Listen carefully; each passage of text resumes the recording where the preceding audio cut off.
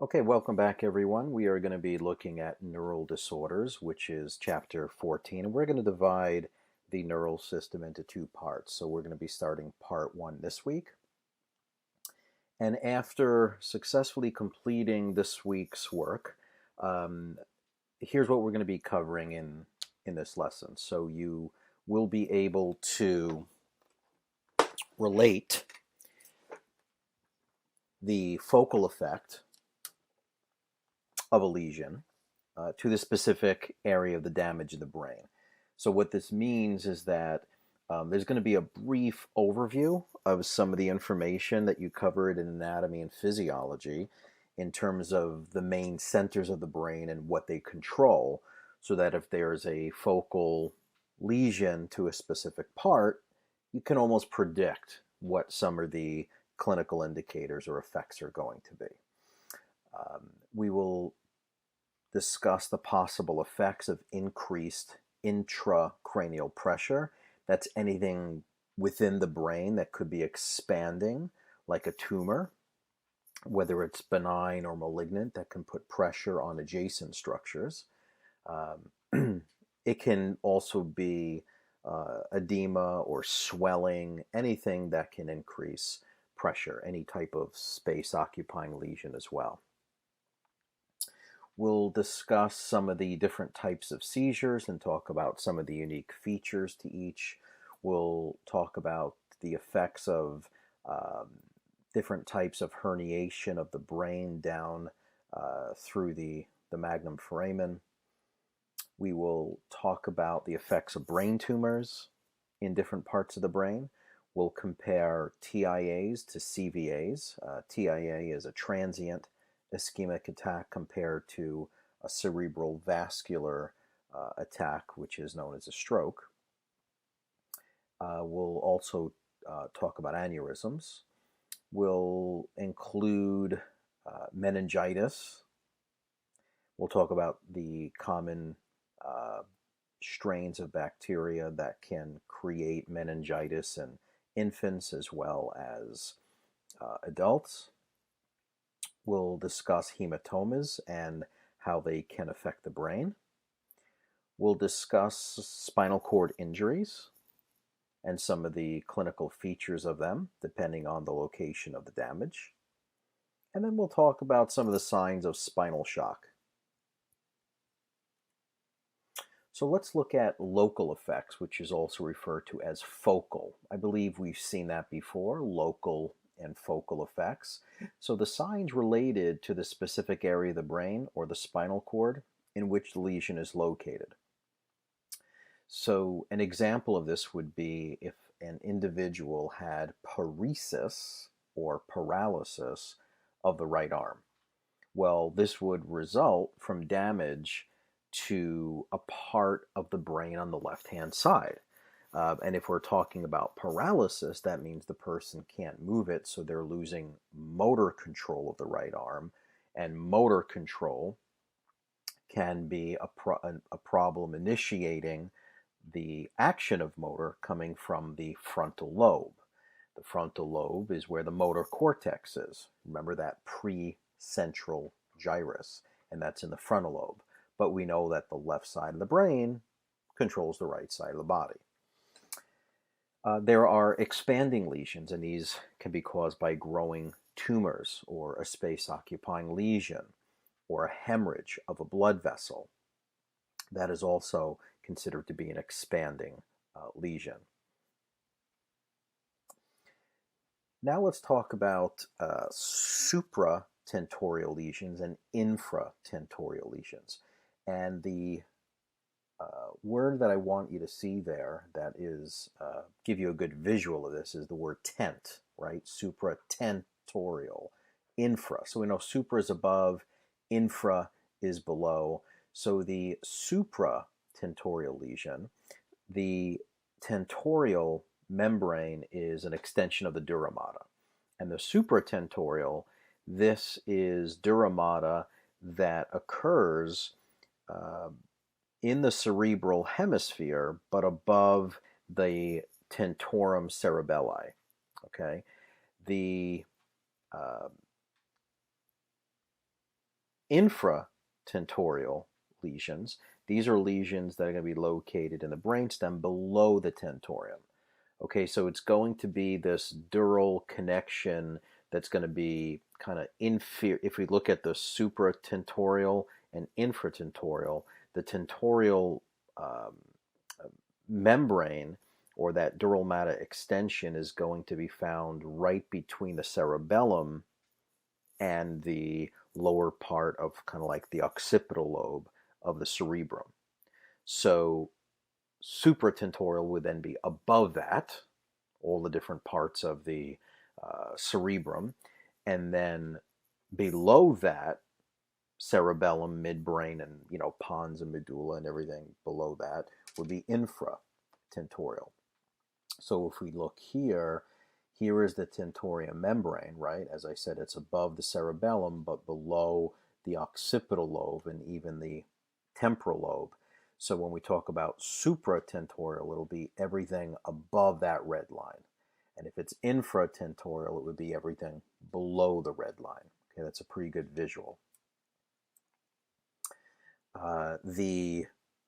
So again, the supratentorial occurs in the cerebral hemispheres, but above the tentorium cerebelli. Okay, that would be above here. The infratentorial lesion that's located in the brainstem or below the tentorium. So let's review what the brainstem is. So the brainstem is going to be the pons, could be even higher than that. So it could be the midbrain, pons, and medulla. Those three parts make up the brainstem. It can affect the motor and sensory tracts, motor and sensory fibers. And just keep in mind that, through this area here in the medulla, you have the crossing or the decussations of the motor and sensory tracts. Respiratory and circulatory function may be impaired. Well, why is that? Well, the reason being, in the medulla is where your cranial nerve 8, 9, 10, 11, and 12 originate, the nuclei of them. And cranial nerve 10, that cranial nerve controls basically all the viscera, but also in the medulla is the cardiac center and the respiratory center. So when there's damage here at the level of C1 and C2, then cardiac function is thrown off, and so is respiratory function.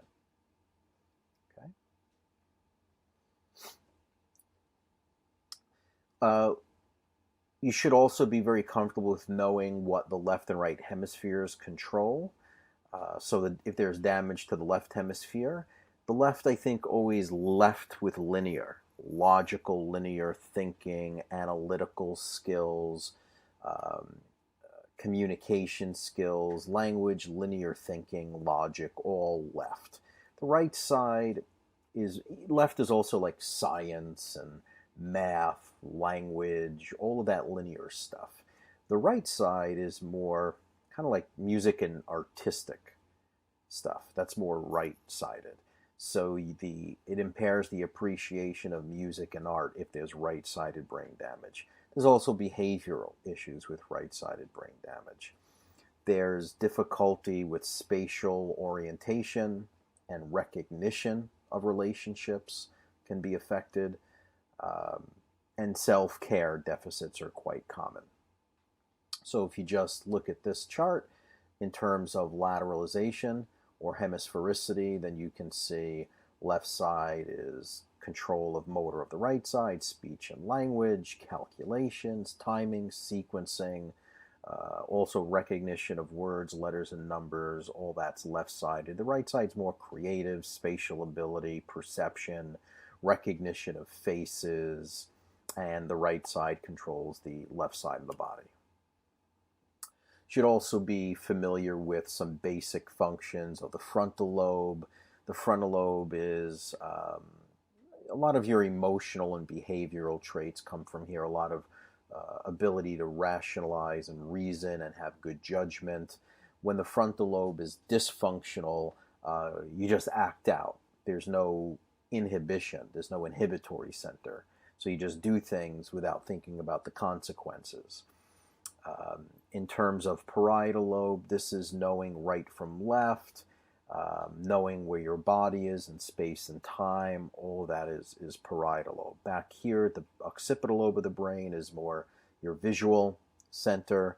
Your cerebellum is mostly balance and coordination and controlling fine coordination, fine motor skills. Here in the brainstem, where the medulla is, that's breathing, and that's body temperature, digestion, alertness, sleep, swallowing, hiccuping, vomiting center. All that is here in the medulla. And then the temporal lobe is understanding language, some behavioral issues, memory, hearing, all in the temporal lobe. And again, you can review some of these key centers. You covered this in anatomy. Remember the Broca's area, number 44. The speech center is pretty much on the left side of the brain.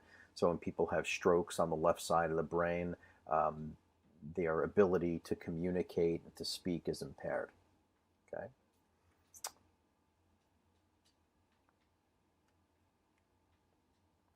Okay, levels of consciousness.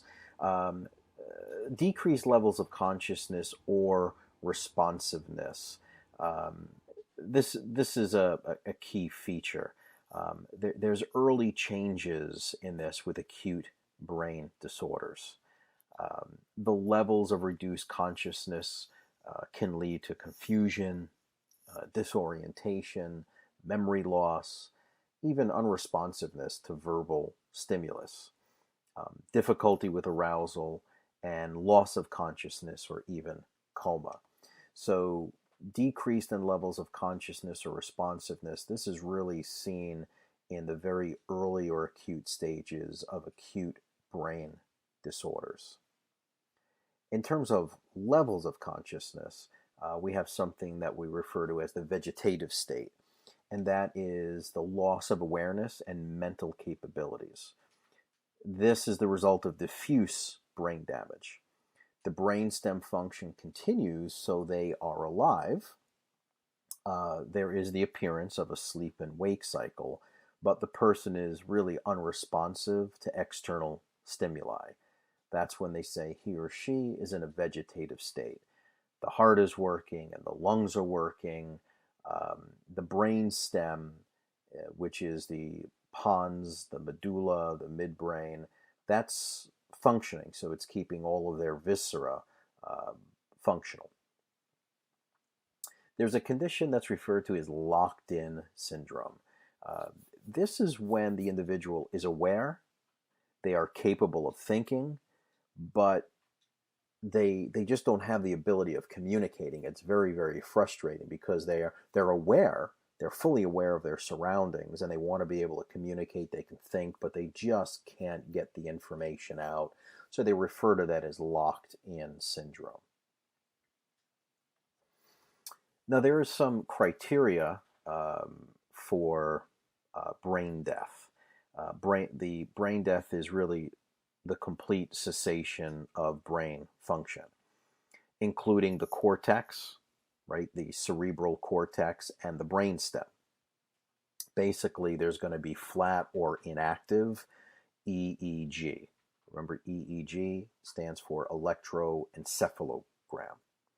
There's going to be absence of brainstem reflexes or responses, right? There's not going to be the ability of the pupil to dilate or constrict to a shining light. There won't be any gag reflex. There'll be the absence of spontaneous respiration when ventilator assistance is withdrawn. So they can't breathe on their own. Okay, and that's because of the brainstem damage, and all those centers are just not communicating properly. Establishment of certainty of irreversible brain damage by confirmation of cause of the dysfunction, and evaluation by different physicians, right? You can't, it's always best to make that decision to unplug an individual, right, from life support by having a few experts give their opinion. In terms of motor dysfunction, we have to talk about upper motor neurons and lower motor neurons. These upper motor neurons are axons or neurons that start somewhere in the brain and go all the way down into the spinal cord. Those are upper motor neurons. Lower motor neurons start in the gray matter at the anterior horn. Remember that gray matter, the letter H, it looks like the butterfly in the center of the spinal cord. So from the anterior horn out to the muscle, those are lower motor neurons. And the clinical presentation is different for people that have upper motor neuron lesions and people that have lower motor neuron lesions. So when there's damage to the upper motor neurons, there's going to be weakness or paralysis on the contralateral side of the body. That means the opposite side. When you see ipsilateral, ipsilateral means same side. There will be spastic paralysis, not flaccid, right? They're opposites. When your bicep muscle is in spasm, your arm curls up. That's spastic paralysis. Flaccid is when it's just hanging there. There's absolutely no muscle tone at all. So spastic paralysis is seen with upper motor neuron lesions, and with lower motor neuron lesions, like cutting a peripheral nerve, there'll be flaccid paralysis. So with spastic paralysis, there's increased muscle tone. With upper motor neurons, whenever you tap a deep tendon reflex, like the bicep reflex or the triceps reflex or the patella or the Achilles tendon reflex, it's super reflexive. So they call that hyperreflexia. So here's just an illustration showing the upper motor neurons. So that's going here from that precentral gyrus, the motor neuron cells, comes down. Looks like it's going through the midbrain down into the pons. And then look what happens at the medulla. It crosses over to the other side, right? Contralateral. And then you see it goes into the spinal cord. So all of this is upper motor neurons. From the anterior horn cell, which would be right here, the gray matter, out to the actual muscle, those are lower motor neurons. So if there's a lesion here, the muscle becomes flaccid. If there's a lesion up here in the upper motor neurons, this goes, it's paralyzed, but more in a spastic state. So the damage to the motor neuron damage to the lower motor neurons or lesions to the lower motor neurons will give you weakness or paralysis on the same side of the body. And that makes sense, right? If we cut it here, this is the muscle that's going to be paralyzed, and it's on the same side of the lesion. With upper motor neurons, it's opposite. Here you have flaccid paralysis. You're going to have decreased muscle tone and decreased deep tendon reflexes. They would say it's hyporeflexia, where with upper motor neuron lesions, it was hyperreflexia. We're going to talk about decorticate and decerebrate posturing. This is seen with severe brain damage. This is almost like a posturing type of appearance of the arms and the legs. So let's take a look at that. It tells us pretty much what's happening if there's brain damage. And what you can see here is if you look at the elbows and you look at the wrists, right, it's almost like in the fetal position. It's the cortex of the brain just is dysfunctional. Or if you think of a person that has had a stroke, which is an upper motor neuron lesion, typically the arm and the hand curls up into this position, and it could be one, right? It could be just one side and not necessarily both. But that's when there's cortex issues. You can see decerebrate response, and you can see now you don't have spasms up here. It's just completely here. It's kind of like flaccid, but they're here at the wrists. These are kind of turned out. A mixed response of decorticate and decerebrate is when you have one arm in the decerebrate position and then the other is in the decorticate position. Okay. So that's motor. That was motor issues, and now we're looking at some sensory deficits. Think back to the somatosensory cortex. We know that that is in the parietal lobe. The motor cortex was the precentral gyrus, and the sensory somatosensory cortex is the postcentral gyrus, and that's in the parietal lobe. This involves the ability to pick up sensations like touch, pain, temperature, position. It also can involve some of the special senses of smell, taste, hearing, and vision. So if there are parietal lobe issues, then there's going to be issues involving touch, pain, temperature, positioning, vision, hearing, taste, and smell. When there is visual loss, we call that hemianopia. And visual loss can show up in so many different presentations, from one eye going completely blind, both eyes going blind, simply losing vision on the outside of both eyes, the inside of both eyes, or the right side of both eyes, or the left side of both eyes. There's so many different presentations depending on where the lesions are in the visual pathway. So if there's damage at the optic chiasm, it will show up with one type of presentation, where there'll be visual loss in both eyes, but in a particular pattern. And if there's damage at the optic tract, then there'll be loss in a different visual field. So let's take a look and you can see what I mean. So here are the eyes, here's the visual field, right? So you can have information or something that you're seeing with your right eye in the nasal field, but that information crosses over and hits the receptors on the lateral part of this right eye. Then it moves up through the optic nerve, and then you can see that here, the receptor in that optic nerve, that information is going to stay on the same side of the body. Here, there's a synapse somewhere in the thalamus, because all sensory input goes to the thalamus, and then its final destination will be somewhere in the occipital lobe. And it's the occipital lobe that is the primary visual center. You can see that if there's information or something that's showing in the temporal field of view, out here in the periphery, that information moves over and hits the receptors on the inside of the eye, and that looks like the white part of that optic nerve. And if we see that one crosses over to the other side, it too will synapse at the thalamus before it makes it to the opposite side of the brain, but again, the occipital lobe. So each eye has like these two different receptors on different parts of the eye, and has the optic nerve and optic tracts that either stay on the same side or cross over. So that helps us understand the different types of blindness that we see.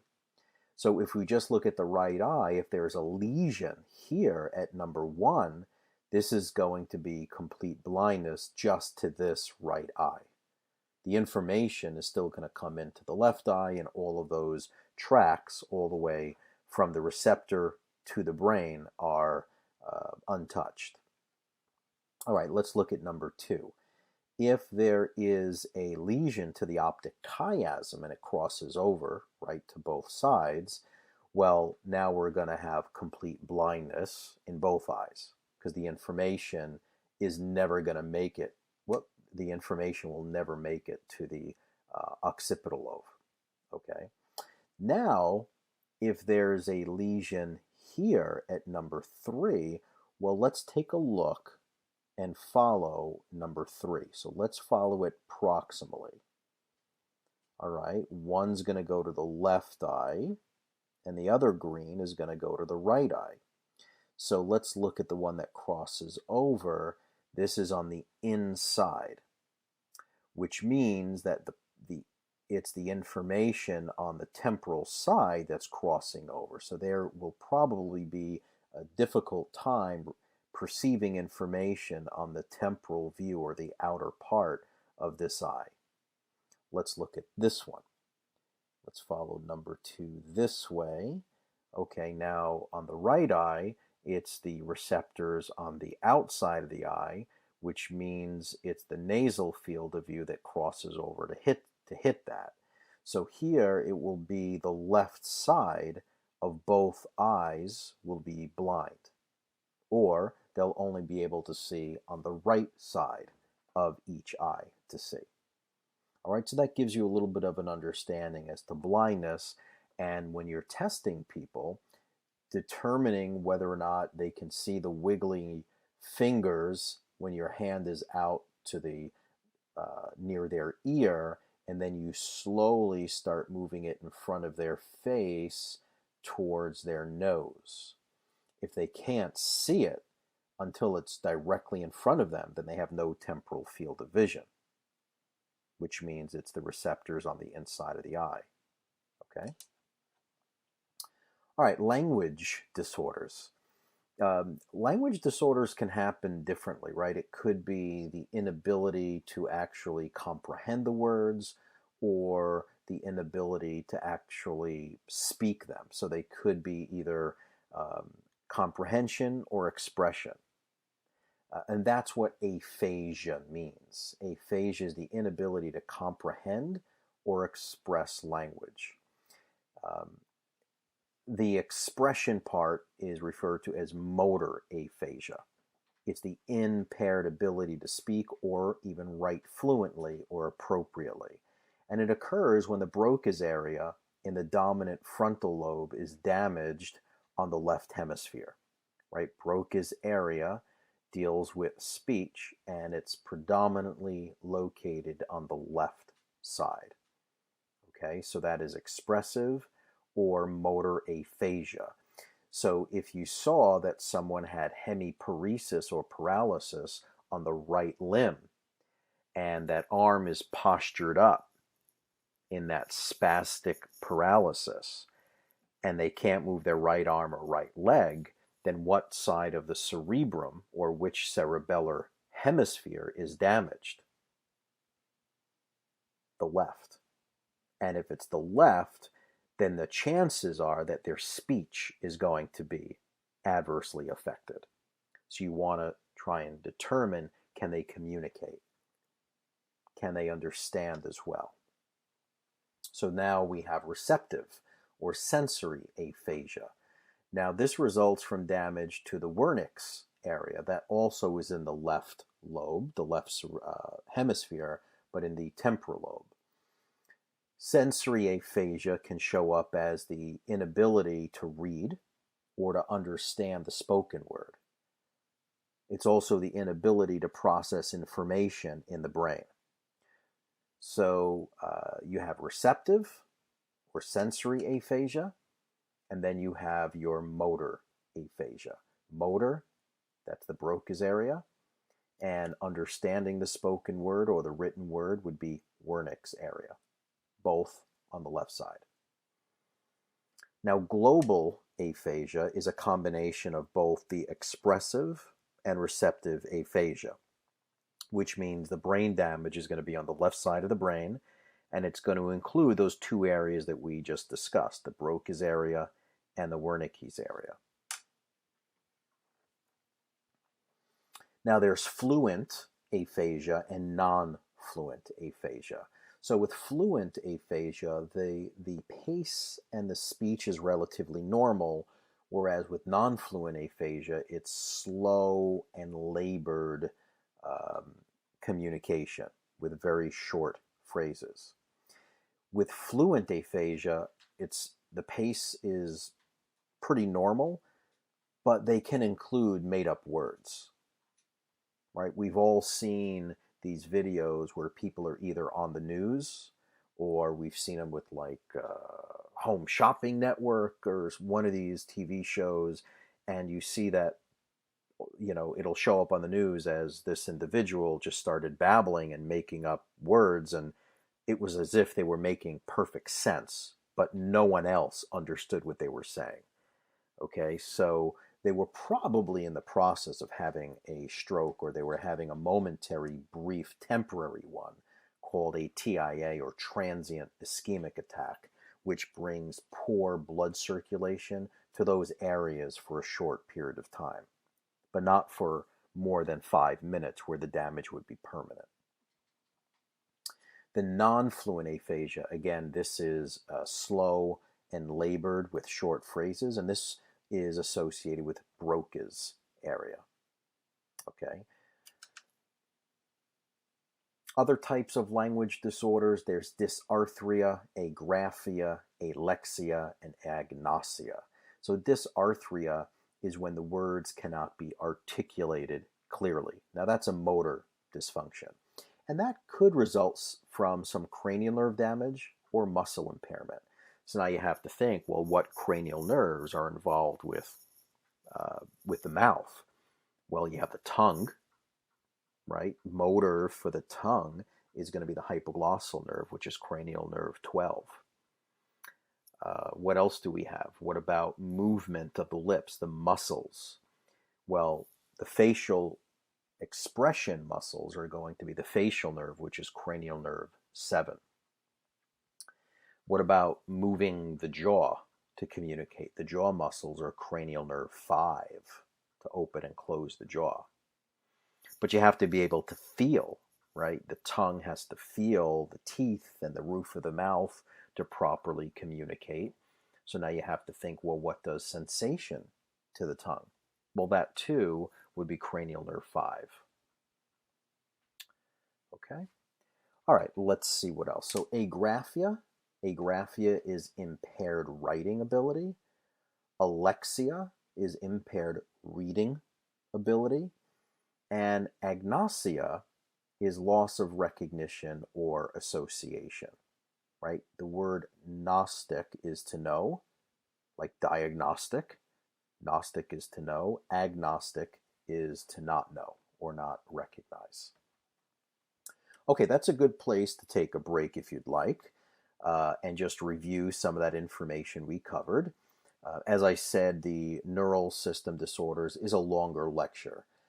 So if you want to keep going, let's keep going. So let's talk about some seizures. We'll talk about increased intracranial pressure, and we'll talk about different types of herniations. So seizures are also referred to as convulsions, and they can be caused by spontaneous excessive discharge of neurons within the brain. It results in abnormal sensory or motor activity, and it could also lead to loss of consciousness. It could be short-term or even long-term. But the key here is that it's a spontaneous, excessive discharge of neurological activity in the brain. Focal is related to a very particular site of irritation. They can become generalized as well. Often manifested by involuntary, repetitive movements or abnormal sensations, meaning maybe a light or a sense of smell, things like that can also set off a seizure. So what are some of the common causes? There are some that are just unknown, but there are some congenital causes. It could be from abnormal brain development. It could be from trauma, even traumatic birth. If there is a vacuum extraction type of delivery or forceps delivery, or just any type of birth trauma can distort not just the bones of the skull, but also the soft tissue, and it can result in seizure activity. Infections can create seizures, inflammation, decreased oxygen, bleeding in the brain, hemorrhages. Hemorrhages lead to bleeding and pooling of blood, which can result in hematomas inside the brain. Fevers, especially during fever, you can get febrile seizures. And those are typically designed to also increase or raise the temperature of the body to increase the fever. And low blood sugar, hypoglycemia, can also create convulsions or seizures. Some of the triggers or the precipitating factors to seizures could be loud noises or bright lights. I do remember several years ago when I was teaching a course, I was flipping through the PowerPoint presentation fairly quickly to get to a slide, and it was about 25 slides down the line. And this was not an online class, it was a older traditional classroom setting. And when I hit the advanced and I held the button, it was like a flashing light, and it happened to trigger a seizure in one of my students. Loud noises can do it as well. So, smells can do it. There's biochemical stimuli. Stress can create it.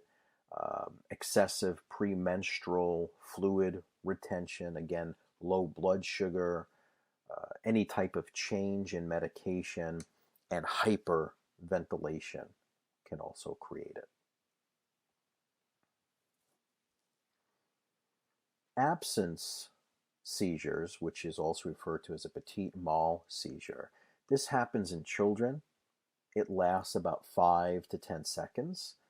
There is a brief loss of awareness and possible facial movement like lip smacking, things of that nature, maybe a little twitch or tics.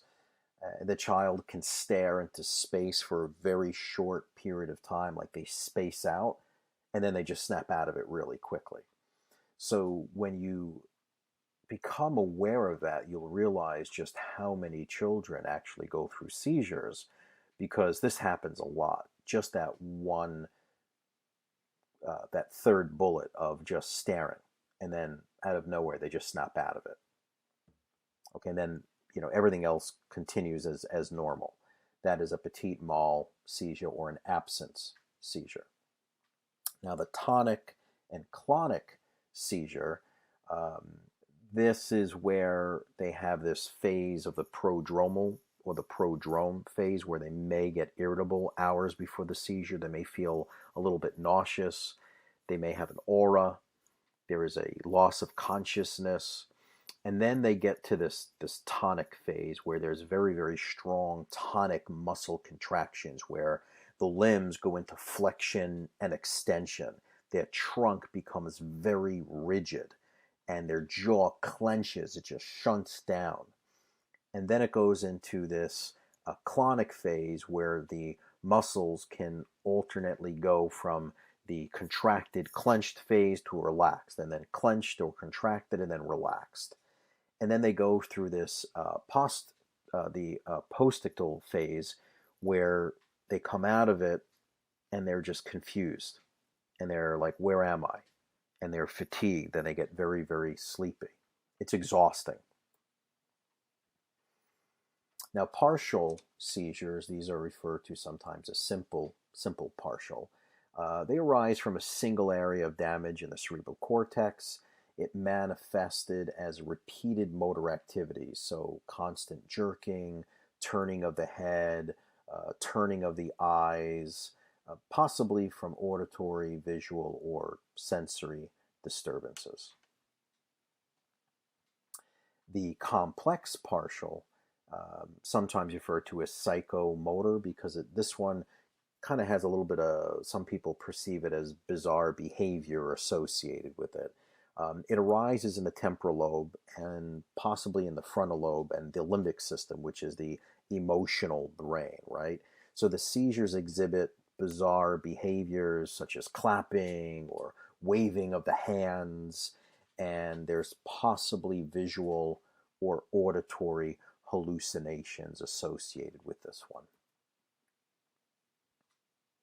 Then there's a continuous seizure, status epilepticus. This increases the metabolism of glucose and oxygen, and when there's improper metabolism of glucose and oxygen, this one can obviously be life-threatening. The treatment for seizures, there's many medications that can manage it. One of them is referred to as Dilantin. It's an anti-convulsive drug, and its goal is to really raise the threshold of neural stimulation. And then there's the use of phenobarbital, and that's really more of a sedative. And I've seen people on this. I've taken care of patients on phenobarbital. You can really tell this is when sometimes you have to wipe the saliva that's dripping off their bottom lip. It's just, you know, they're sedated. Okay, let's look at the increased cranial pressure. Sometimes in my presentation, you'll see down here ICP, which is increased intracranial pressure or just intracranial pressure. So this is what, keep in mind the brain is encased around bone, and these bones are not flexible. They don't expand. So um, if there's anything that's occupying space, whether it's blood, whether it's fluid, whether it's a mass, it's going to compress whatever's there because there's not much room for expansion of the skull. Okay, so you're going to get an increase in fluid or any additional mass will increase the pressure in the brain. And it can result in ischemia and eventual infarction if it puts pressure on local blood vessels and it's not bringing oxygen there. It can lead to an infarct where those tissues die. Increased in intracranial pressure is common in several neurological problems. Brain hemorrhages can increase the pressure because now you're just bleeding into that area, and you get this pooling of blood causing a hematoma. Trauma can increase pressure, just head trauma. Cerebral edema, infections, tumors, any type of abnormal circulation or drainage of CSF. CSF stands for cerebral spinal fluid. Remember that CSF flows in the subarachnoid space, and it's produced by the ependymal cells in the ventricles 1 through 4. Increased intracranial pressure. So the early signs, if the cause is not removed, there's going to be decreased level of consciousness or decreased responsiveness. We can refer to that as lethargy. There'll be decreased in pupillary response, meaning you shine light into the person's eyes and the pupils should constrict. That is the action of cranial nerves 2 and 3. Cranial nerve 2, the optic nerve, is supposed to perceive the light, but then the actual constriction of it is controlled by cranial nerve 3, the oculomotor nerve. Severe headache from the stretching of the dura mater and the large blood vessels, and vomiting as well, often projectile vomiting. And this is not associated with food intake. It's just the pressure is going to stimulate an emetic center. And remember I said when I was going through the brain, the vomiting center, the sneezing center, the coughing center, the gagging center, all of that lies within the medulla oblongata. Okay, so here's a chart on the effects of increased intracranial pressure. We can see that there's decreased levels of consciousness because the effect on the reticular activating system. Headaches from stretching or distortion of the meninges and the walls of the large blood vessels, the vomiting from the medulla. There can be increased blood pressure with increased pulse pressure. They call that Cushing's reflex. And then there could be a slow heart rate, which is kind of like the negative feedback loop response to the increased blood pressure. And then the pupils can stay fixed and dilated, depending on the effect on the third cranial nerve, or the oculomotor cranial nerve.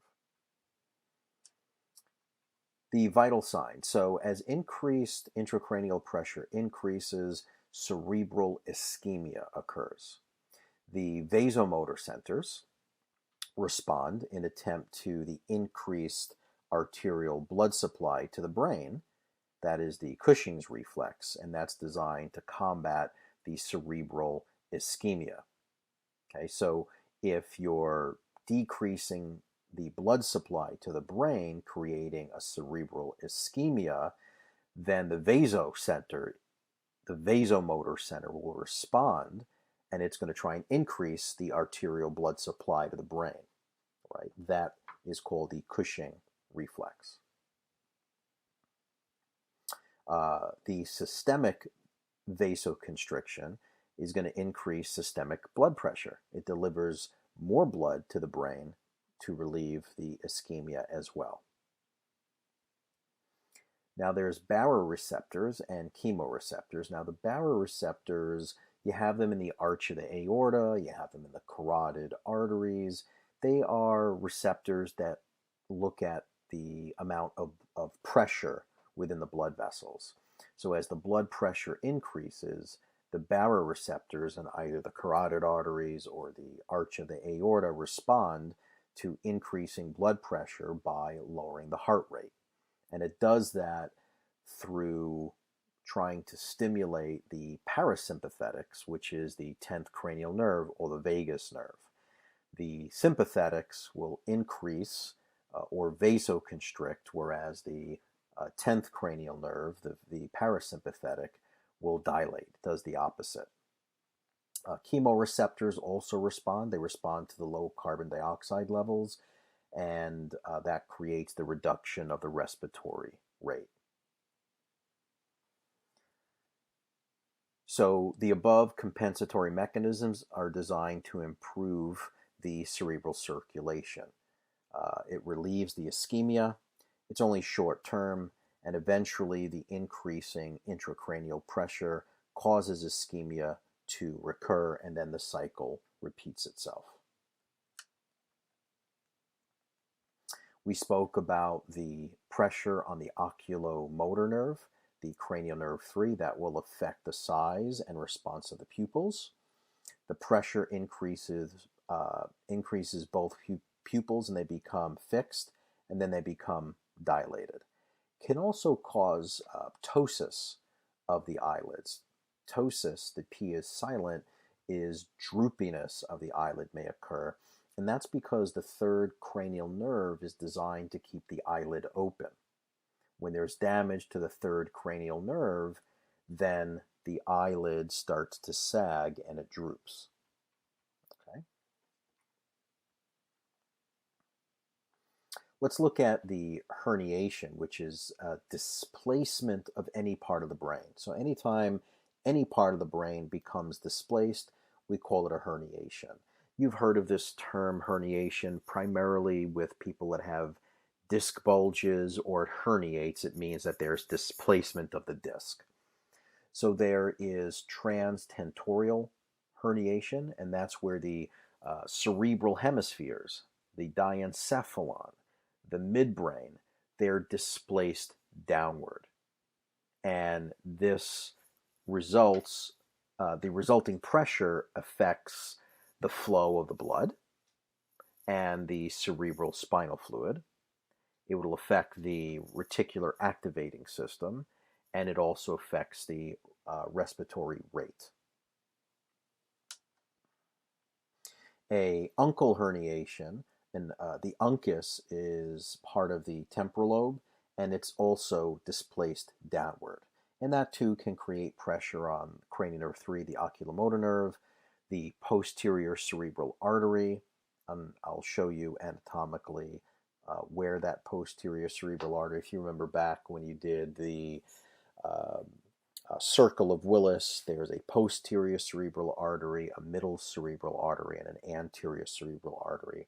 along with the anterior and posterior communicating arteries and the internal carotid, vertebral, and basilar arteries, all associated with the blood supply to the brain. The infratentorial, oftentimes you'll hear of cerebellar herniation or even tonsillar herniations. I've seen this a few times in my practice over the years. Isn't super common, but they do exist. The cerebellar tonsils are pushed downward through the magnum foramen, and it compresses the brainstem and many vital centers, and this can cause death. These people need surgery, and they put a type of cage around the magnum foramen to try and prevent further descent of the cerebellum or the tonsils of the cerebellum to descend further down. And here's just a picture where you can see a cerebellar herniation. So here's the skull. This opening would be the magnum foramen. And when you start to get a downward displacement of the brainstem through here, there's a problem. Okay. Here's the uncal herniation. So this is the temporal lobe, and that starts to displace. Sometimes you can get tumors that push on things that can create displacement. So that's what herniation is, any displacement of the brain. All right, let's look at brain tumors and vascular disorders. So brain tumors are sometimes referred to as a space-occupying lesion, and most space-occupying lesions have the capability of increasing the intracranial pressure. Benign and malignant tumors can be life-threatening, right? It's not just the malignant ones because of their ability to spread, but benign ones are still space-occupying lesions and can displace other parts of the brain. They can block blood supply. They can create infarcts. So both benign and malignant can become life-threatening. Gliomas, these form the largest category of the primary malignant tumors. They're referred to as gliomas. If you remember back to neurology, when you learned neuro, we learned that there were two types of principal cells in the neural system. There was the neuron, and then there were glial cells. And the glial cells were like astrocytes and ependymal cells and microglial cells and oligodendrocytes. Gliomas form the largest category of primary malignant tumors. And they're classified according to the cell derivate, the cells that they are derived from. An example, an astrocytoma is derived from the astrocyte. And you remember the astrocytes, they're named by astro, meaning star. They are involved with the blood-brain barrier. Tumors in the meninges or the pituitary gland cause similar neurological effects. They result from pressure on the same area of the brain. So it doesn't matter whether it's meninges or pituitary gland, as long as the same tissues are being impeded or affected, the symptoms will be the same. Primary malignant tumors rarely metastasize outside of the CNS. Okay, so primary malignant tumors rarely metastasize outside of the CNS. The secondary brain tumors, these metastasize from breast or lung tumors. So I would keep those two in mind. Again, they cause effects that are similar to those of the primary brain tumors. It all depends on where the tumor is, not necessarily how it got there.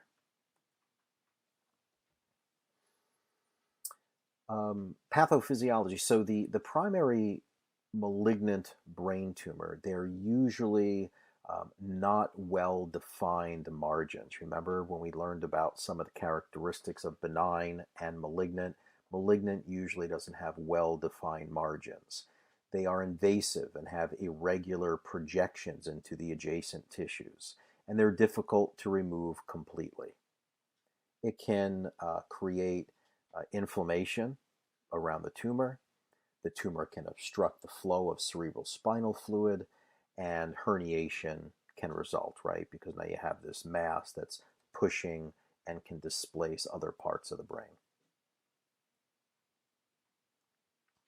The occurrence in children, there's typically brainstem and cerebellar tumors that are common, and adult, they occur more frequently in the cerebral hemispheres, either the frontal lobe or occipital lobe or temporal lobe or parietal lobe. This is just a picture showing a tumor. We could see it right here.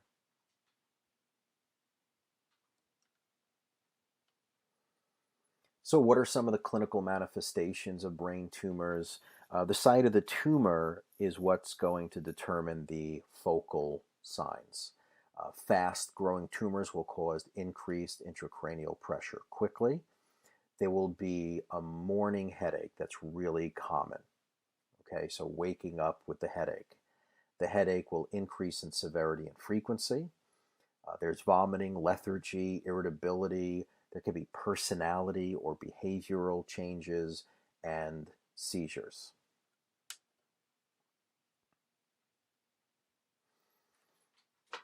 Some of the other clinical manifestations, so the brainstem or cerebellar tumors can cause cranial nerve pressure. Possibly an individual may experience a Bell's palsy, right, which is facial paralysis. That could be from cranial nerve number 7, or visual disturbances if a tumor is affecting cranial nerve number 2. Okay, brain cancers do not cause usual systemic signs of malignancy. They will cause death before they cause general effects. The treatment may cause damage to normal CNS tissue, right? If they have to go into the brain to remove a tumor, the chances of damaging certain centers of the brain are very, very likely. So they often do chemotherapy and radiation. Many times, many of them are radio resistant. Okay, vascular disorders. There's different types. There's hemorrhagic, which is a bleed, or ischemic. Both of these are going to create an interference with the blood supply. And what can happen, especially in the brain, we want to be able to assess and look at the anterior, the middle, and the posterior cerebral artery. These arteries go to certain centers of the brain, and it can result in some local damage. So here is the circle of Willis, right? Right here we have the 2 vertebral arteries coming up. The magnum foramen of the skull would be right around here, and both vertebral arteries kind of converge into the basilar artery. And then we have our posterior cerebral here, so we could see it on the left-hand side going here. Then we have our posterior communicating artery here, which would be here. Then we have our middle cerebral artery coming across, which would be here. This is the internal carotid here and here, which is here and here. Then we have our anterior communicating, which is here, coming around. And then we have our anterior cerebral, which comes forward in this direction. Okay, so you have anterior cerebral, middle cerebral, and posterior cerebral.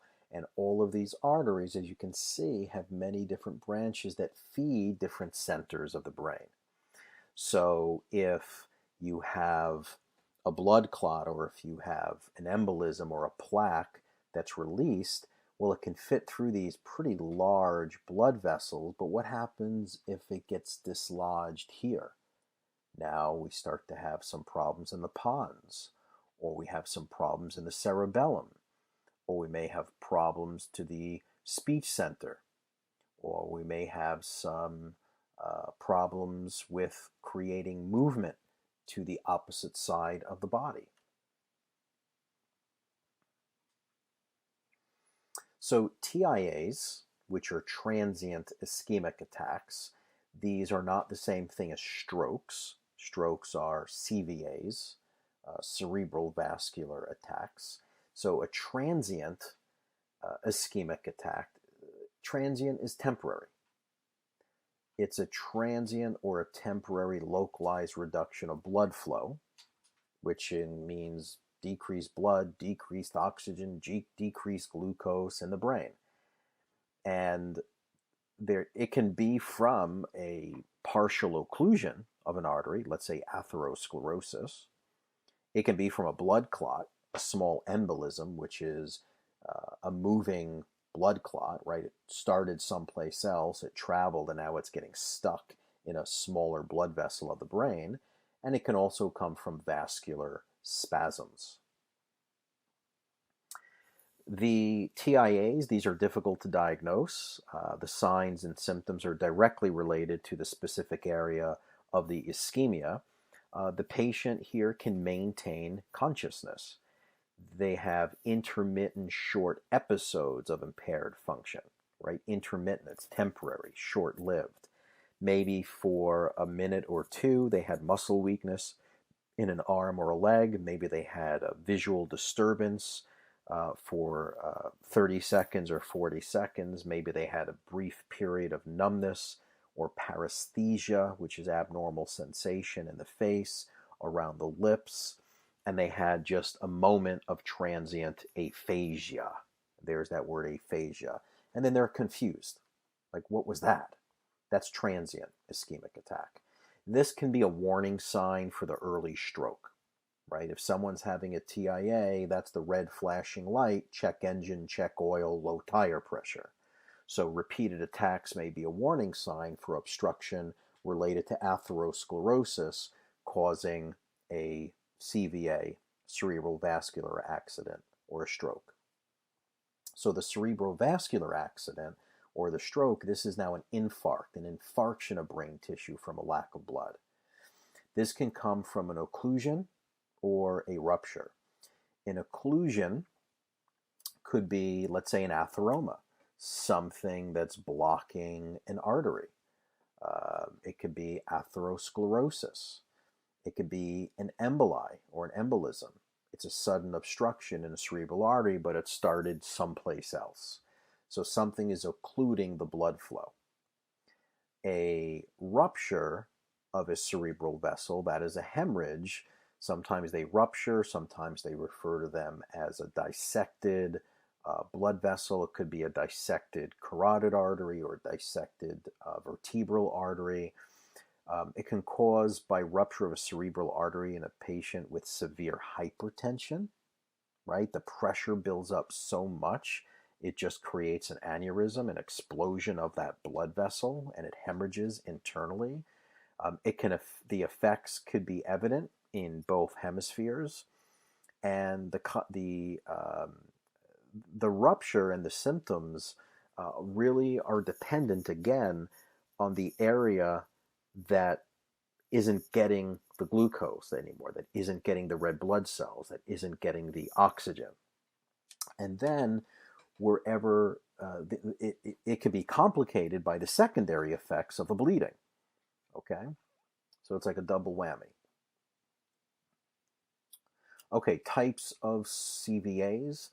There's a thrombus, there's an embolus, and then there's hemorrhage. So a thrombus, right, that is, think of it as a blood clot. Now you have a atherosclerosis in a cerebral artery. An emboli is atherosclerosis that maybe started someplace else and then that moved. And then the hemorrhage could be a result of hypertension. and the blood vessel just, now you have the escape of blood. The onset of a thrombus is pretty gradual. The embolus is pretty sudden, and a hemorrhage is also pretty sudden. It can often occur with activity. The increased intracranial pressure, this happens in terms of thrombus minimally. With embolus is minimal. With a hemorrhage, it is present, and the pretty high incidence of that. The effects of a thrombus, localized. The embolus is also localized. The hemorrhage could be widespread and severe and could be fatal. With CVAs, cerebral vascular accidents, 5 minutes of ischemia can cause irreversible nerve cell damage. So the TIAs are shorter. When you have deprivation of oxygen for 5 minutes or more, then things can become more permanent. There is going to be a central area of necrosis. It'll be surrounded by an area of inflammation.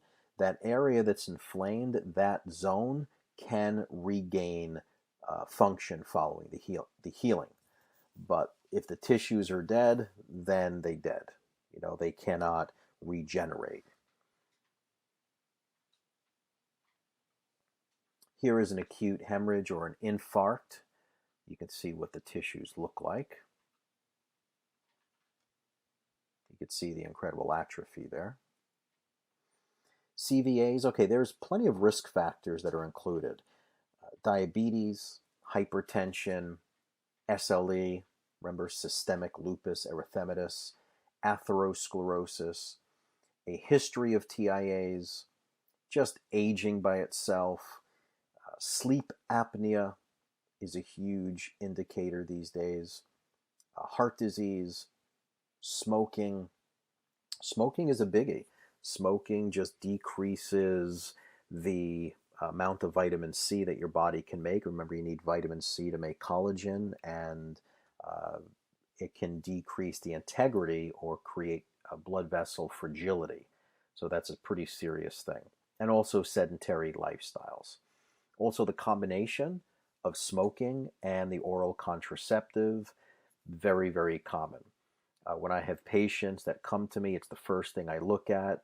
When I have females coming in, I'll look at the medication history.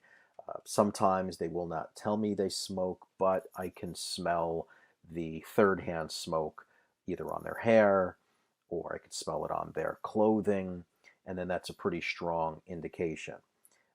Then we have to be very careful. I always put the stethoscope over the vertebral arteries and listen for any bruits. I'll place it over the temporal arteries, especially if they have temporal headaches, checking for temporal arteritis, which could lead to blindness. It's pretty serious stuff.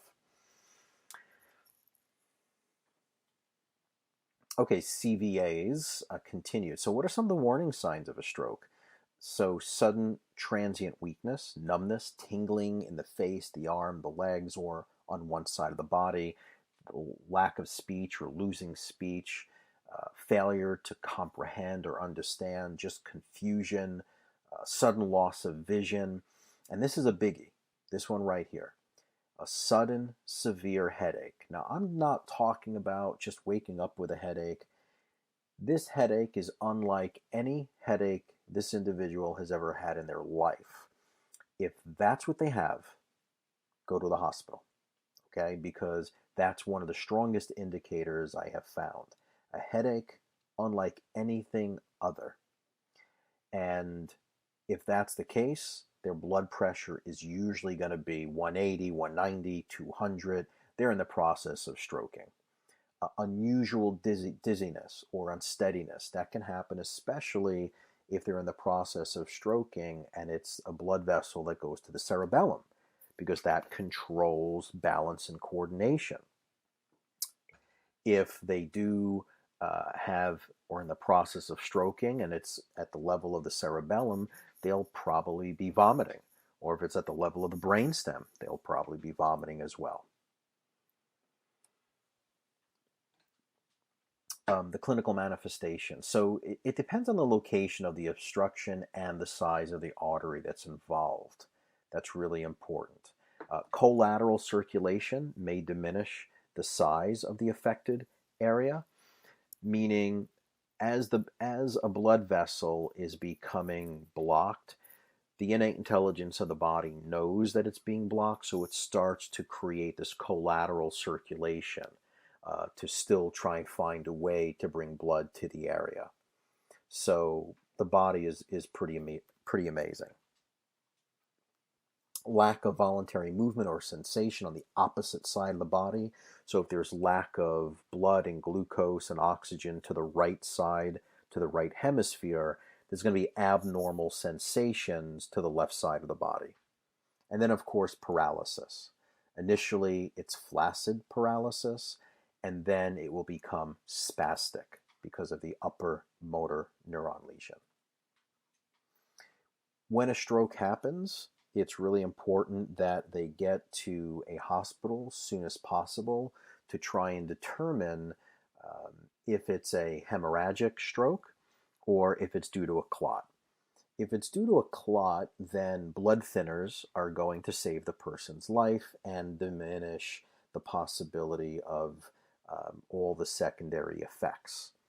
If it's due to a hemorrhage, if the patient is having some of those clinical symptoms at home, they go, oh my gosh, I think I'm having a stroke, and they take a few aspirin, and it's not a clot, but a hemorrhage, they could die before they get to the hospital.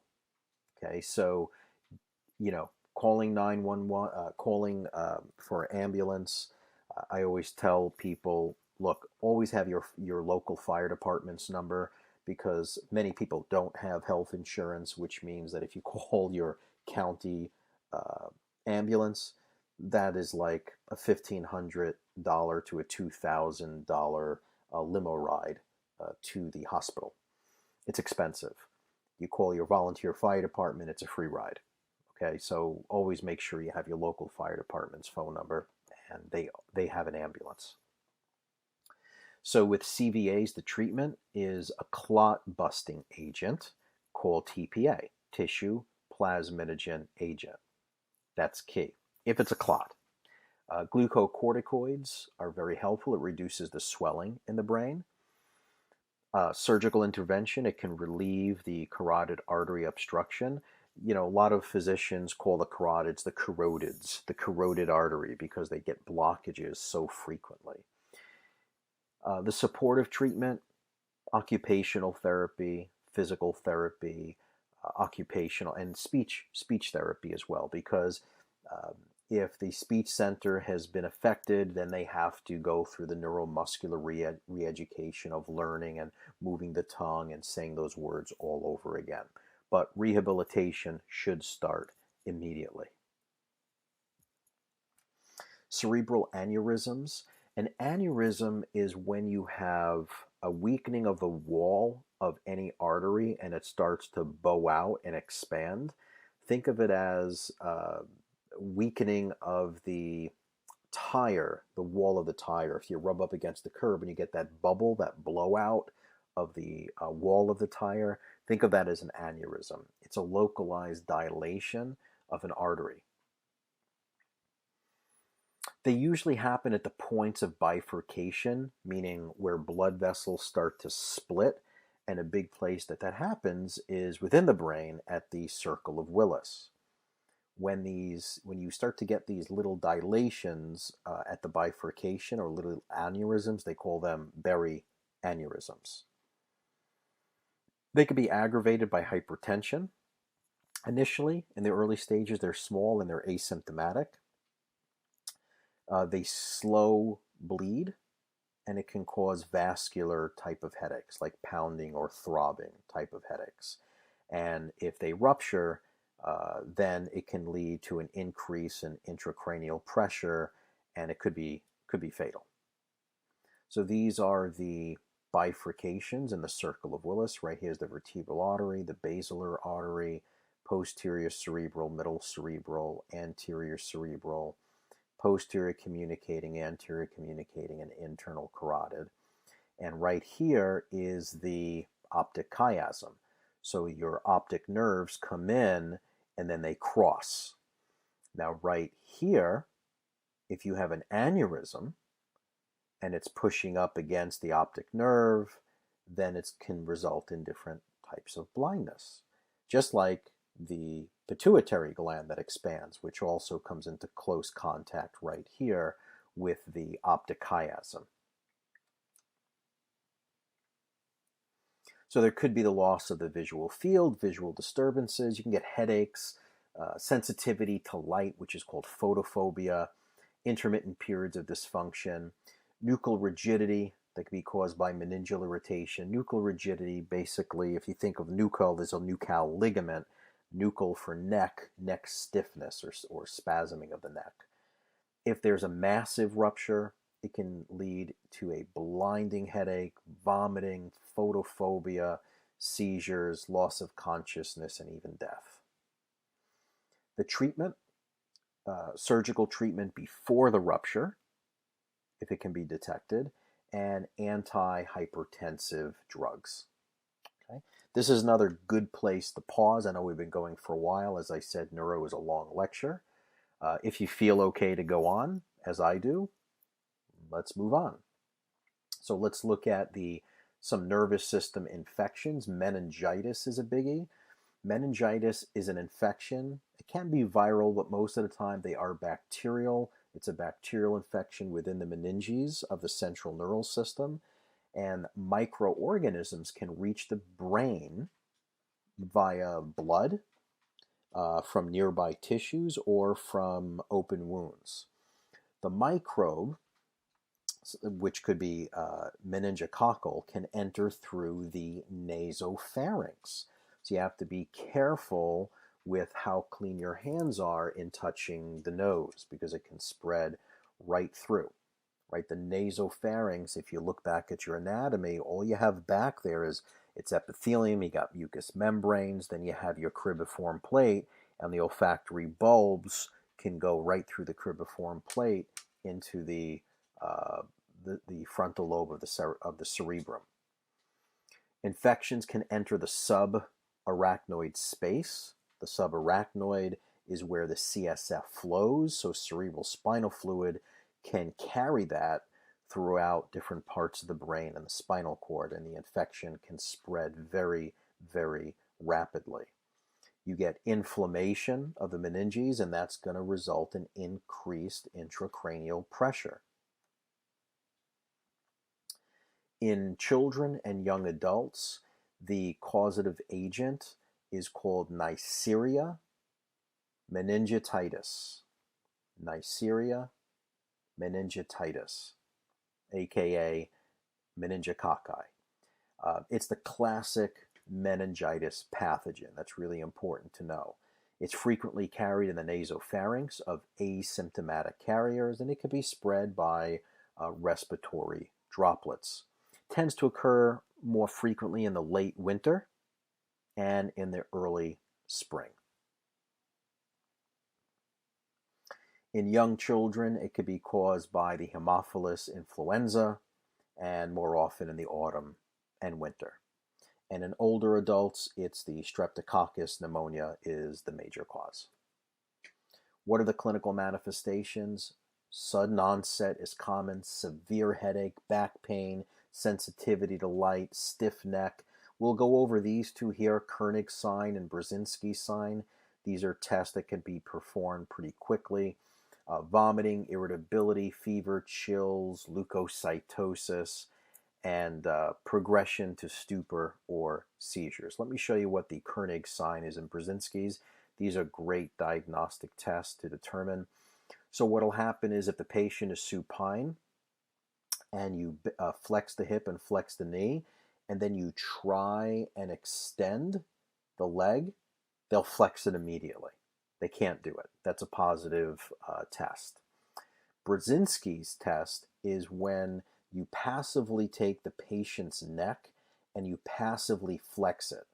And what you witness is that the knees go from this neutral extended position and they involuntarily flex the hip and flex the knee. That is a positive Brzezinski sign, both of these, Koenigs and Brzezinski, are indicative of meningitis.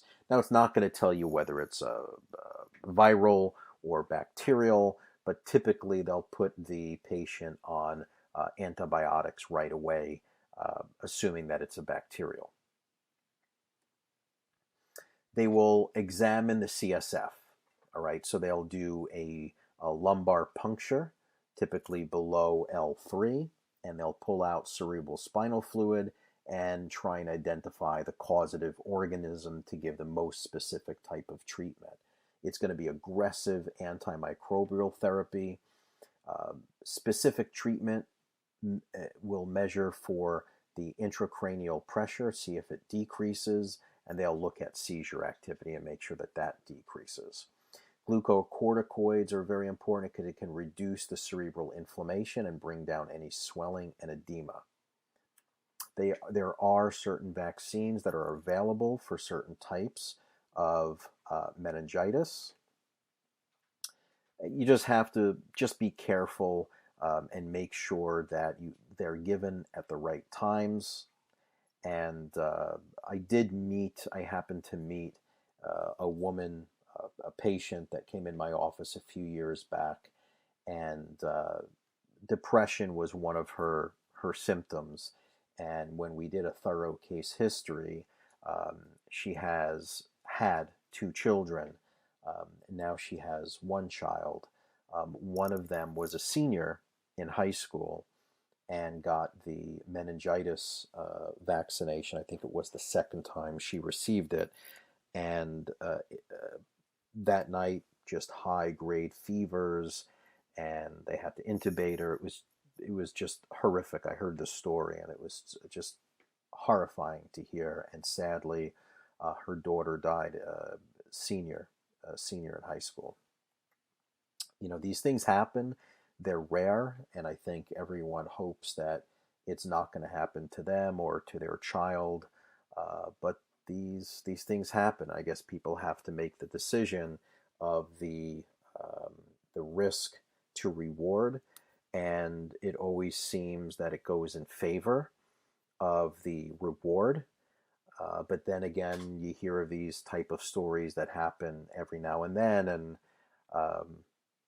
the parent says, "Had I known," and who's to say, right? Just a very, very unfortunate turn of events. Okay, the brain abscess, localized infection. So the brain abscess is frequently found in the frontal lobe or sometimes in the temporal lobe. But brain abscesses are typically focal and they're localized. Usually necrosis of brain tissue and the surrounding area is filled with edema. It may spread from organisms in the ear, the throat, the lung, the sinuses. It may result from septic emboli, acute bacterial endocarditis. It could be at the site of injury or surgery. Surgical drainage or antimicrobial therapy is typically needed to address a brain abscess. But the key here is that it's typically a localized or focal infection, typically in the frontal lobe or the temporal lobe. And we can see it here, the abscess. Here's one, and here's one, localized. Encephalitis, this is an infection of the parenchymal or connective tissue in the brain of the spinal cord. There's necrosis and inflammation that develops in the brain tissue. It can result in permanent damage. The infection may include the meninges. Usually, this is a result of a viral origin. Some of the early signs: severe headache, stiff neck, lethargy, vomiting, seizure, and fever. Just think of the word encephalitis, like cephalad is the head. This is going through the brain and the different centers deep within the brain and the spinal cord. Encephalitis. You don't have to know these or memorize these, but I'm sure that some of you have heard of some of these different types of encephalitis, especially the West Nile fever. There's herpes simplex encephalitis. There's the Western equine encephalitis. Again, you don't have to memorize these. It was just trying to introduce you to some of the common forms of it. Rabies, this is viral. It can happen from a bite of a rabid animal, and this virus can travel along the peripheral nerves to the central neural system. And it can cause inflammation and necrosis in the brainstem. Some of the complications or clinical manifestations are headache, fever, nervous system becomes hyper-irritable, seizures, difficulty with swallowing. That's usually something that is either going to be found with rabies or Lou Gehrig's or ALS. Foaming at the mouth, it could be respiratory failure as well as death with rabies. Tetanus, this is caused by Clostridium tetani. Remember when we talked about spores? Spores can survive in soil for years. They enter through a wound, and this exotoxin can enter the nervous system, and you get these tonic muscle spasms. You get this stiff jaw or lock jaw. There's difficulty in swallowing again. There's a stiff neck, headache, skeletal muscle spasms, and eventually respiratory failure. Polio, which was referred to as infantile paralysis or the poliovirus, this is going to attack the motor neurons of the spinal cord and the medulla. Remember the anterior horn cells, and then there's the dorsal horn. So this is going to affect the anterior horn. Fever, headache, vomiting, stiff neck, and you're going to have flaccid paralysis with this. Post-polio syndrome, this can reoccur 10 to 40 years after recovering from the original infection, right? Post-polio. This is when the patient experiences severe progressive fatigue, progressive weakness, pain, and further muscle atrophy, okay? After they've already had the initial exposure many, many years later. Shingles or herpes zoster. This is caused by varicella virus or the zoster virus in adults. It can occur years after a primary infection of the varicella, which is a trigger of chickenpox. And the shingles or herpes zoster can attack any dermatome. You remember that. And it can also attack the face because cranial nerve 5 is the only cranial nerve that actually has a dermatome. It has the ophthalmic branch, the mandibular branch, and the maxillary branch. There'll be pain, paresthesia, and a vesicular rash. It typically shows up as a small little blister, super microscopic small. You could just barely see it. But it's so sensitive to touch, very, very painful, and then it just starts to spread. But super painful because these nerves are superficial. So if you can catch it early on within the first 48 hours of onset, these antiviral drugs seem to be very beneficial. It can decrease the pain and certainly reduce the spread of it. The lesions and the pain can persist for weeks. So those antivirals are the key. And this is what it looks like. So this looks like it's attacking the pathway of the intercostal nerves, which is quite common. Reye syndrome, this is linked to a viral infection, kind of similar to the flu, the influenza, in babies and children that are treated with aspirin. This becomes a real major problem. So you have to be very careful in treating young kids, infants, and children with aspirin. It can create pathological changes in the brain and the liver. In the brain, it'll create just a severe impairment to the different parts of the cerebral cortex because you get a lot of swelling and edema there. And the liver won't be able to detoxify very well. It becomes enlarged and there's fatty changes that develop inside of it, and it can result in acute failure.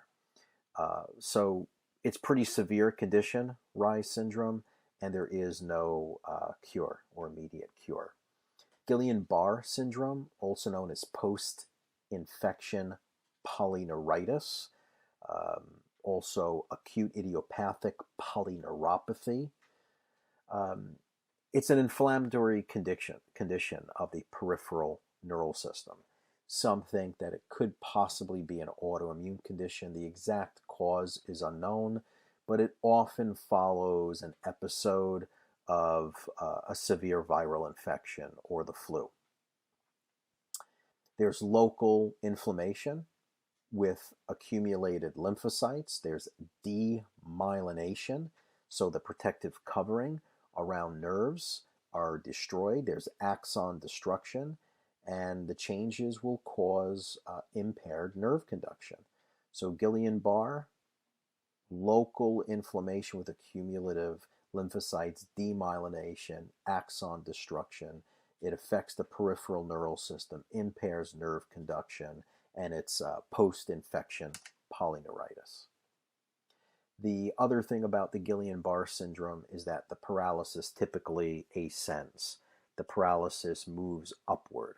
So it may start in the lower parts of their body, it moves up to the diaphragm, to the respiratory muscles, then it starts to move to the speech, to the tongue, to the jaw, and to the eyes.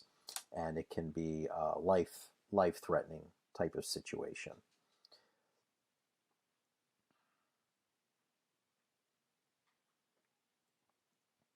Okay, let's move on to concussions, other type of head injuries, different type of brain injuries. So let's look at the difference between concussion and a contusion. So a concussion is minimal brain trauma. It results from a mild blow to the head or a whiplash type injury, like an acceleration, deceleration type of injury, where the brain is kind of moved around and bounces around just a little bit.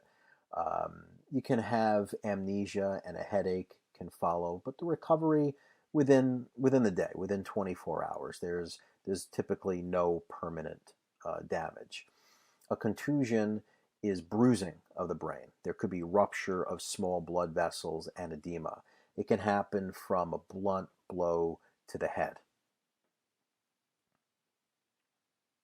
Other type of head injuries, there's closed head injuries, there's open head injuries, right? The closed head injury, the skull is not fractured in the injury, but an open head injury there involves fractures or penetration of the brain.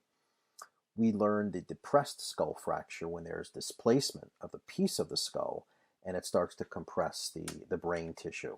Blood supply is often impaired and it does put pressure on the brain and increases the intracranial pressure. Let's see. The Contrecoupé injury, this is where an area of the brain on the contralateral, right? The area of the brain contralateral, which means the opposite side to the site of the direct trauma, is injured, right? So a brain can bounce off the skull. So this may be secondary to an acceleration, deceleration head injury or whiplash type injury. Here we have the depressed, right? Something hits, looks like a brick, hits the skull, it fractures and starts to impede on the brain. There's a lot of bleeding and edema, so you have increased intracranial pressure there. Here is the Contrecoupé injury, where you have this type of acceleration. Your head can make impact maybe on the windshield, and then it accelerates and then decelerates. It bounces back and hits the back of the seat. So you get this rebound effect. The brain is bouncing all over the place, but so is the spinal cord itself. So you have this direct trauma. Primary brain injuries and secondary brain injuries. So the primary brain injuries, direct injuries, could be a laceration or compression of the brain tissue, rupturing or compression of cerebral blood vessels, the damage because of the rough or irregular inner surface of the skull. You remember all these the different little grooves, and you have the greater and lesser wing of the sphenoid, and you have the sella turcica. it's a lot of jagged edges in there. Um, the secondary brain injury results from the additional effects of the cerebral edema, any hemorrhages, any hematomas, any cerebral vasospasms, infections, ischemia. So direct the primary brain, and then you have the primary brain injury, and from direct insult, right? The laceration, the rupture.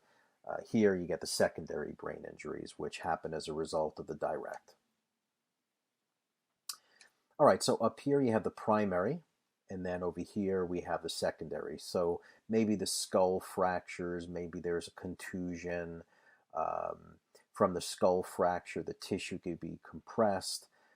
The tissue could be lacerated, which results in tissue damage and bleeding. So you get that increased pressure, right? This increased pressure now is part of the secondary damage, right? You have contusion, which is edema and minor bleeding. You have brain motion from acceleration, deceleration. You have a counter-coup injury. The tissue damage and bleeding also increases the intracranial pressure. That can lead to ischemia and necrosis. You can have the secondary damage, bleeding, inflammation, edema, hematoma, even infection, which adds more intracranial pressure, more ischemia, and then you start to lose more vital functions, including respiratory and cardiac function. Trauma to the brain tissue can cause loss of function in part of the body controlled by that area of the brain. Cell damage and bleeding can lead to inflammation and vasospasm around the injury site. Again, you got the increased intracranial pressure, ischemia, dysfunction. The hematoma that forms, again, this could be classified by the location in relationship to the meninges, right? So you can have a hematoma in the arachnoid, in the subdural, right? Depending on where it is, above the dura, the epidural hematoma. So they're named based on their location and relationship to the meninges. So an epidural hematoma is going to result from bleeding between the dura and the skull. And the signs are going to arise pretty quickly, within a few hours of the injury.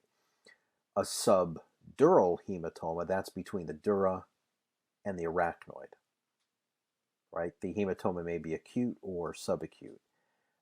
It could be a tear in the arachnoid may follow by seeing cerebral spinal fluid that leaks into the subdural space. That's going to create additional pressure. Subarachnoid hemorrhage, this occurs in the space between the arachnoid and the pia. That's the subarachnoid space. Associated with the traumatic bleeding from the blood vessel at the base of the brain. Blood will mix with the cerebral spinal fluid. That's because what travels in the subarachnoid space is the cerebral spinal fluid. So again, epidural results from bleeding between the dura and the skull. Subdural develops between the dura and the arachnoid. Subarachnoid hemorrhage occurs between the space between the arachnoid and the pia. That's what I would like for you to know, is really the location of them. Here is an epidural hematoma. Here is a subdural hematoma. Right, you can see the differences there. Pretty classic representation there. Etiology of head injuries. In young adults, it's going to be sport injuries, automobile accidents, and motorcycle accidents. Falls are pretty common causes in any of the age groups, but in young adults, it's typically these. Focal signs and general signs of increased intracranial pressure is a clinical manifestation. Seizures, cranial nerve impairment, otorrhea or rhinorrhea. Otorrhea is if they have leaking of cerebral spinal fluid from the ear. and rhinorrheas if they have leakage of cerebral spinal fluid from the nose. Fever, and that could be a sign of a hypothalamic impairment. And then CAT scan and MRIs are both very useful in determining the extent of a brain injury, as well as a lot of functional testing. A lot of functional testing. In terms of treating head injuries, right, the glucocorticoids come up pretty frequently. That's going to decrease a lot of swelling and edema. If there's an infection, the antibiotics, surgery to help reduce any increased intracranial pressure, and then blood products or oxygen to help to protect the remaining brain tissue. Okay, I think we're going to be finishing up now with spinal cord damage. So there's different types of injuries. Spinal cord could be damaged by either a fracture of a vertebra, a dislocation of a vertebra. It's going to compress, stretch, or tear the spinal cord. There are going to be cervical spine injuries that can result from that whiplash or hyperextension, hyperflexion injury to the neck with a possible fracture. You can dislocate a vertebra that can put a crush or compression on the spinal cord, and then compression of it, which can cause injury to the spinal cord when great force is applied to the top of the skull or to the feet. So here is the hyperflexion, hyperextension. You can see that there is distortion here of the cord. There could be some damage to the posterior longitudinal ligament. That's going to be painful, and the disc is going to herniate and start to push back, creating a spinal stenosis or narrowing of the cord. Here you now have someone slips and falls down the stairs and the head hyperextends. Now you can tear the anterior longitudinal ligament, right? Posterior longitudinal ligament is back here. Here is a compression fracture. They fall, they land right on the tush. That can compress and shatters this into so many different places, and that could do some major damage. Now remember, the spinal cord ends at the L1, L2 interspace. Everything inferior to that is in spinal cord. It's the chorda equina, which are really nerve endings. If there's damage, maybe temporary or permanent, the axon regrowth may occur. If it's a laceration of a nerve by bone fragments, that's usually more permanent loss of conduction.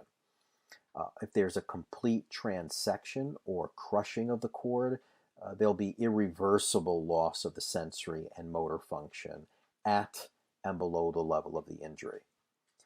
If there's partial transection or crushing, there may allow recovery of some function, but it's the complete transections that are pretty much irreversible. Bruising, well, if there's bruising, that's reversible damage. If there's prolonged ischemia, necrosis, then that's going to lead to permanent damage. A bleeding and inflammation that can develop from trauma, that creates additional pressure that'll interfere with the blood flow. Edema and hemorrhage can extend several segments above and below. The damaged tissues, remember, release norepinephrine, serotonin, and histamine, and that's going to cause vasoconstriction. That's part of the sympathetic response. And when it constricts, you're decreasing the blood flow. When it dilates, you increase the blood flow. So if you're vasoconstricting, you're creating more ischemia and necrosis. So as the swelling decreases, there may be partial recovery of function. So it would be important to know how to assess it, and you can assess it differently. You can use a dermatomal mapping. That's going to be an assessment of the sensory responses, and it can also tell you what levels of the spinal cord are being affected, and movement because of the myotomes. So you have myotomes and also dermatomes. The extent of the injury, the amount of the residual bleeding, and the need for surgical intervention can determine the rate and degree of the recovery. So here are the dermatomes. So depending on where there is lack of sensation, you can kind of predict what level the lesion is at the spinal cord.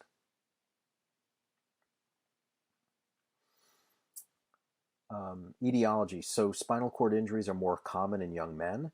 50% of them result from motorcycle or car accidents, and the second most common cause is a result of sport injuries.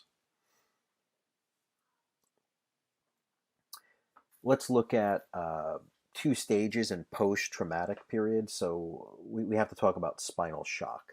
So initially, all neurological activity ceases below and slightly above the level of the injury.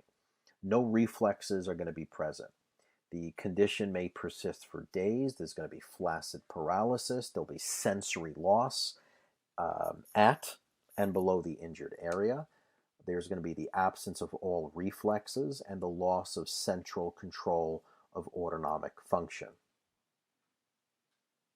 So here, during spinal shock, the period that's immediately following the injury, you can see here is the injury, and the injury is right here at the cervical spine, right at the cervical area. It's inflamed. Now, all function is normal above the level of the inflammation, but down below, there won't be any function. There's no sensory or motor impulses. There's no reflexes. There'll be flaccid paralysis, no sensation. There'll be urinary retention. Paralytic ileus means that there's no contractions in the colon, so digestion and bowel movements will be a major issue. So this is at the cervical level right here. The recovery period is a gradual return of reflex activity below the level of the injury.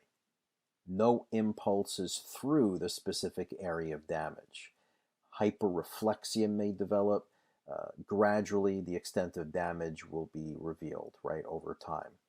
Voluntary motor activity and sensory impulses are blocked at and below the level of damage. So let's take a look here. So here is the cervical injury once again. You have all function normal above, but no sensation, no voluntary movement, spastic paralysis of the arms, the legs. There's no central control of the sympathetic neural system. Remember, the sympathetics is here. It's the thoracolumbar outflow. But, reflexes are present, but there's no voluntary control. Bladder and bowel incontinence is there. If we look here, now we're moving the injury from the cervical area. Now we're moving it down here. So what do we have? We have normal function in the upper part of the body because the brain is connecting. There's this afferent and efferent input back and forth here. But the problems are going to be at that site of the injury, just a little bit above and below. So there's no sensation or voluntary movement down below. Above, probably not an issue. Reflexes will be present. The legs will be in spastic paralysis. There will be bowel and bladder incontinence. Let's look at the different types of paralysis. So tetraplegia. Tetra means four, so it's quadriplegia. This paralysis of all four extremities. Paraplegia, this is paralysis of the lower part of the trunk and the legs. Ipsilateral paralysis and contralateral loss of pain and temperature sensations. Remember, ipsilateral, same side. Contralateral, opposite side. It really depends on where the lesion is. Is it above or below the point of decussation in the medulla oblongata? Autonomic dysreflexia. Okay, so this is going to occur with the cervical spine injuries. There's massive sympathetic reflex response that cannot be controlled by the brain. So when you think of the sympathetics, it's going to just increase your heart rate. It's going to vasoconstrict, increase breathing. Everything is going to be faster, faster, faster. There's just the check mechanism isn't there. So it's massive sympathetic reflex response that can't be controlled from the brain. often initiated by a noxious stimulus from the body, commonly a distended bladder, right? So that's going to lead to, when you have the sympathetics that are in overdrive, you got increased blood pressure, vasoconstriction below the injury, but it will vasodilate above. Okay, the heart rate's going to be super quick initially, super fast, and then eventually will lead to bradycardia. But in the initial tachycardia, which is over 100 beats per minute. So you have here is the spinal cord damage. You have, let's say, the stimulus or the bladder is distended, and then the stimulus enters the spinal cord and it starts to move up, but it's blocked, right? The blocked stimulus activates the sympathetic nervous system below the lesion, and you have this overload of sympathetic flow through the chain ganglia. So you're going to have high blood pressure. High blood pressure results in headaches. It's going to result in visual problems. So the baroreceptors in the carotids and in the arch of the aorta sense that, and it's going to try and stimulate the 10th cranial nerve or the vagal nerve. And what will end up happening is the heart then starts to slow down. So you get bradycardia, probably, less than 60 beats per minute or so. So the inhibition of the sympathetics are blocked by the damage. You see that? It can't really get through. It's blocked. So you end up with this tachycardia type of syndrome. Okay. The treatment and rehabilitation begins at the time of the injury. Try and immobilize the spine. Try to maintain breathing. Try and help prevent shock. In the hospital, they'll probably do some traction or surgery. They'll try and do whatever they can to decompress or relieve pressure and repair the tissues. They'll give these glucocorticoids again to reduce the edema. They'll try and stabilize the vascular system. And the care will be ongoing to try and prevent the complications that are related to the immobility.